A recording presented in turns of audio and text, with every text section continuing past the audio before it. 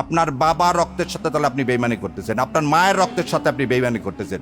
আপনার বাবা তালপট্টি দ্বীপ দেয়নি বলে শেখ হাসিনাকে এখানে ঢুকানোর 17 দিনের মাথায় আপনার বাবাকে হত্যা করা হয়েছে। আপনার বাবা পানি চুক্তির আন্ডারে ফারাক্কাকে বলছিল উড়িয়ে দিবে। আপনার মা এই পানির দাবিতে ইউএন পর্যন্ত গেছিল। সেদিন আপনার মাকে কিন্তু ক্ষমতা থেকে কিভাবে চলে গেছে। আর আমার ধারণা আপনার মাজার ব্যথা এখনো যায়। যদি মাজার ব্যথা এখন অনুভব করে থাকেন, বিশ্বাস করেন না ইন্ডিয়াকে, বিশ্বাস করছেন তো মরছেন। আর এই দেশের মানুষ ভারতে আধিপত্যবাদ জীবনেও মেনে নিবে না। তো দয়া করে আল্লাহর ওয়াস্তে এদেশে মানুষের সাথে কেউ বেইমানি করেন না, এতগুলো সন্তানের সাথে বেইমানি করেন না। তাই আমি জানি না আমার বিএনপির ভাইরা এই আনন্দবাজার পত্রিকার তারা বিবৃতি দিয়ে জানাবেন। যদি বিবৃতি দিয়ে না জানান, আপনাদের মাধ্যমে জাতির কাছে বলে যাচ্ছি, বিএনপি তার মৃত্যু সন্নিকটে।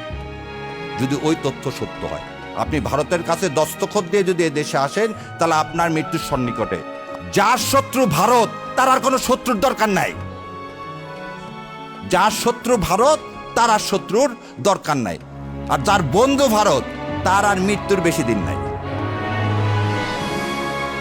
আর ডেইলি স্টাররা যখন আপনার প্রশংসা করবে, তখন বুঝবেন আপনি ভুল পথে আছেন।